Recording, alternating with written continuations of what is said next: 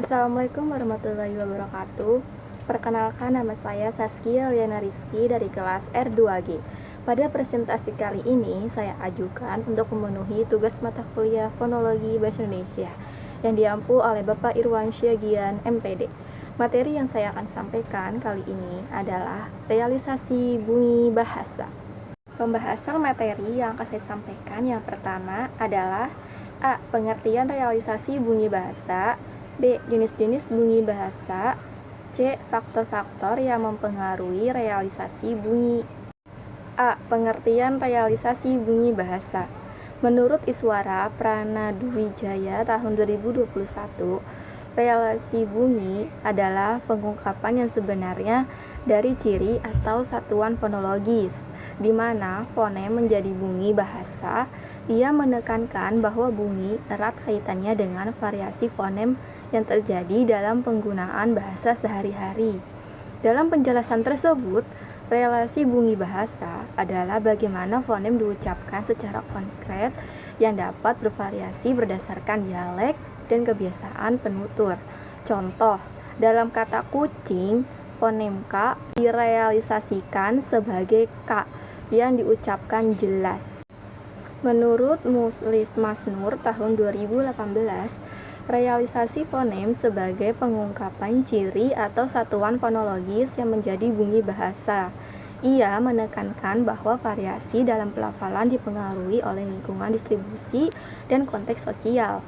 Dari penjelasan tersebut, realisasi fonem adalah cara ciri-ciri fonologis diungkapkan dalam bunyi dengan variasi pelafalan yang dipengaruhi oleh lingkungan dan situasi sosial. Contoh, diftong ai dapat direalisasikan sebagai ai dalam kata sampai, sedangkan dalam konteks lain bisa terdengar berbeda. Menurut Chair Abdul tahun 2013, realisasi bunyi bahasa adalah pelafalan fonem oleh penutur suatu bahasa. Dalam praktir bertutur, bunyi bahasa tidak berdiri sendiri, melainkan saling berkaitan dalam suatu runtutan bunyi. Dari penjelasan tersebut, bunyi bahasa dalam praktik bertutur tidak berdiri sendiri, melainkan saling berkaitan dalam suatu runtutan bunyi. Ia juga membahas perubahan bunyi yang terjadi, baik secara fonetis maupun fonemis. Contoh, kata fikir dilafalkan menjadi pikir dalam dialek tertentu, menunjukkan adanya perubahan bunyi berdasarkan variasi regional tanpa mengubah makna kata.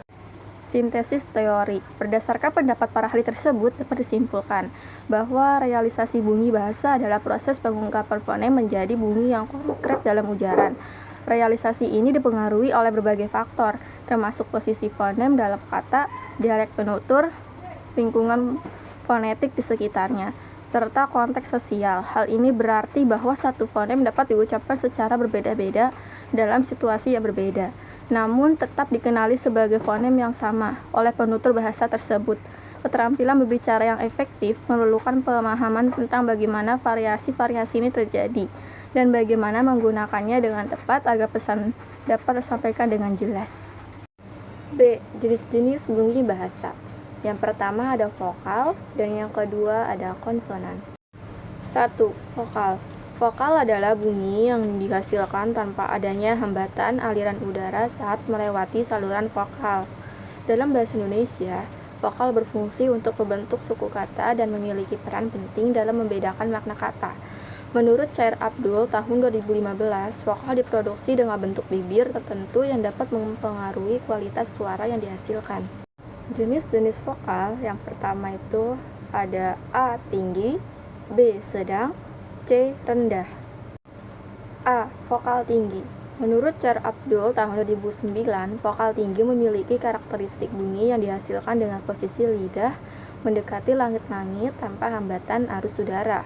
Berdasarkan penjelasan di atas, vokal tinggi dihasilkan ketika lidah berada pada posisi tinggi dekat langit-langit mulut. Contoh, I. Seperti pada kata ini atau ibu. U. Seperti pada kata udara atau bulan. B. Vokal sedang. Menurut Setyaningsih Sri dan Rahardi Kunjana tahun 2014, bahwa vokal sedang menghasilkan bunyi yang memiliki kuantitas sedang dan tidak terlalu tegang. Berdasarkan penjelasan di atas, vokal sedang terjadi ketika lidah berada pada posisi netral, tidak terlalu tinggi atau rendah. Contoh, yang pertama E, seperti pada kata enak atau ekor. Yang kedua ada O, seperti ada kata roti atau kado. C. Vokal rendah. Menurut Muslik Masnur tahun 2010, vokal rendah adalah bunyi vokal yang dihasilkan dengan membuka mulut secara maksimal. Berdasarkan penjelasan di atas, vokal rendah dihasilkan dengan posisi lidah yang paling rendah di dalam rongga mulut. Contoh, A, seperti pada kata ada atau apa. 2. Konsonan. Menurut Ma'arifah Mutiara Putri tahun 2023, konsonan adalah bunyi tuturan yang terdiri atas bunyi gesekan dan dapat bersuara atau tidak bersuara. Sifat utama dari konsonan adalah adanya halangan dalam alat ucap yang menyebabkan bunyi gesekan. Jenis-jenis konsonan. Yang pertama ada A. Bilabial, B. Labiodental, C. Alveolar, D. Palatal, E. velar, dan terakhir F. Faringal. A. Bilabial atau di bibir. Soetjarno Aminoedin tahun 2013. Konsonan ini dihasilkan ketika kedua bibir menutup rapat dan kemudian udara dikeluarkan secara tiba-tiba, menciptakan letupan suara. Konsonan bilabial adalah jenis konsonan yang dihasilkan dengan menutup kedua bibir, di mana kedua bibir berfungsi sebagai artikulator dan titik artikulasi. Contohnya P. Padi, pohon, papan. Yang kedua ada B. Buku, bunga, baju. Yang ketiga ada M. Mata, makan, malam. Yang keempat ada W. Waktu, warna, dan wanita. B. Labiodental atau antara bibir dan gigi. Satyaah Eja tahun 2013, konsonan labiodental dihasilkan dengan cara mempertemukan gigi atas sebagai titik artikulasi dan bibir bawah sebagai artikulator. Bunyi yang dihasilkan adalah F dan V. Konsonan labiodental dihasilkan dengan cara bibir bawah mendekati atau menyentuh gigi atas. Contoh, bunyi F, kata asli fajar, kafe, foto, fitrah. Kata serapan, film, format, dan file. Bunyi V, kata asli vaksin dan lava. Kata serapannya video, validasi, dan volume. C. Alveolar atau di gusi atas.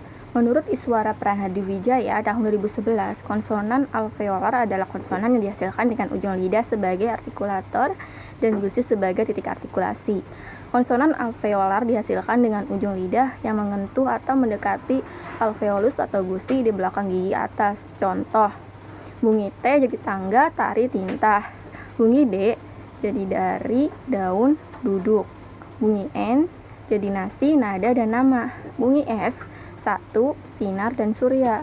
Dan bunyi Z jadi zebra dan zona. D. Palatal atau di langit-langit mulut. Menurut Iswara Pranadiwijaya tahun 2011, bahwa konsonat palatal dihasilkan oleh bagian tengah lidah yang berfungsi sebagai artikulator dengan titik artikulasi pada langit-langit keras. Konsonat palatal dihasilkan dengan bagian tengah lidah mengentuh atau mendekati langit-langit keras. Contoh, bunyi C jadi cinta, cacing, dan cangkir. Bunyi J jadi jam, jalan, dan jari. Bunyi NY menjadi nyamuk, nyata, dan banyak.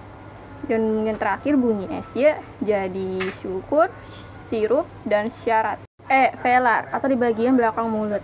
Menurut Maria Verhaar Johannes Wilhelmus tahun 2012, konsonan velar atau dorsovelar adalah konsonan yang dihasilkan dengan menempelkan belakang lidah pada langit-langit lembut. Konsonan velar dihasilkan dengan bagian belakang lidah mengentu langit-langit lembut. Contoh, bunyi K jadi kucing, kereta, kota, dan kaki. Bunyi G jadi gajah, gelas, gitar, dan goreng. Bunyi NG jadi mangga, bunga, dan singgah. F. Faringal atau di tenggorokan. Menurut Nasution Sakolit tahun 2014, bunyi faringal dihasilkan dengan merapatkan dua pita suara sehingga udara dari paru-paru terhambat saat melewati antara akar lidah dan dinding belakang rongga kerongkongan. Konsongan faringal dihasilkan dalam rongga faring dengan cara menggerakkan bagian belakang lidah ke arah dinding faring. Contoh, bunyi H menjadi hati, harapan, hujan, halaman, dan hewan. C. Faktor-faktor yang mempengaruhi relasi bunyi. Yang pertama ada faktor artikulasi, yang kedua ada distribusi bunyi, yang ketiga ada proses asimilasi, Yang keempat ada koartikulasi, dan yang terakhir kelima ada faktor lingkungan sosial dan budaya. 1. Faktor artikulasi. Menurut Mustain tahun 2010, artikulasi mencakup cara pengucapan kata-kata sambil bersuara dan melibatkan perubahan rongga dan ruang dalam saluran suara untuk menghasilkan bunyi bahasa. Berdasarkan penjelasan di atas, artikulasi adalah proses di mana bunyi dihasilkan melalui gerakan organ ucap seperti lidah, bibir, dan langit-langit mulut. Contoh, bunyi T diucapkan dengan menempelkan ujung lidah ke gusi atas, sementara bunyi B dihasilkan dengan menutup bibir. 2. Distribusi bunyi. Menurut Khairani tahun 2016, posisi bunyi dalam kata awal, tengah, atau akhir dapat menyebabkan variasi dalam realisasi bunyi. Distribusi bunyi merujuk pada posisi fonem dalam kata yang dapat mempengaruhi cara pengucapannya. Contoh, bunyi K pada kata kucing diucapkan berbeda dibandingkan dengan pada kata buku, di mana K berada di akhir suku kata. 3. Proses asimilasi. Menurut Iswara tahun 2011, asimilasi dapat bersifat progresif atau regresif, tergantung pada arah pengaruhnya. Berdasarkan penjelasan di atas, asimilasi adalah proses di mana satu bunyi mempengaruhi bunyi lain yang berdekatan sehingga terjadi perubahan dalam pengucapan. Contoh, dalam pengucapan kata sampai, bunyi S dapat mempengaruhi bunyi P, sehingga terdengar lebih lembut. 4. Koartikulasi. Menurut Soeharto tahun 2022, koartikulasi sering terjadi dalam pembicaraan cepat atau dalam dialek tertentu.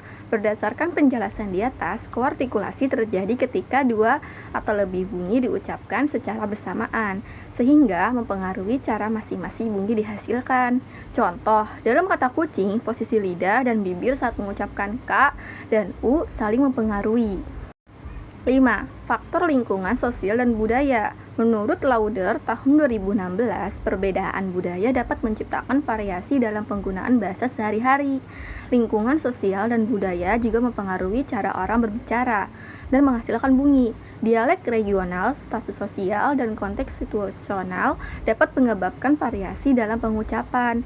Contoh, penggunaan aksen atau dialek yang berbeda antara daerah dapat mengubah cara pengucapan konsonan tertentu. Kesimpulan, realisasi bunyi bahasa adalah proses yang menjelaskan bagaimana fonem sebagai unit terkecil yang dapat membedakan makna diartikulasikan menjadi bunyi nyata dalam ujaran. Proses ini melibatkan variasi pelafalan yang dipengaruhi oleh berbagai faktor, termasuk konteks, posisi dalam kata, dan lingkungan fonetik. Setiap bunyi memiliki karakteristik unik yang berkontribusi pada pembentukan kata dan pengertian makna. Pemahaman tentang realisasi bunyi bahasa sangat penting dalam analisis linguistik dan pengajaran bahasa.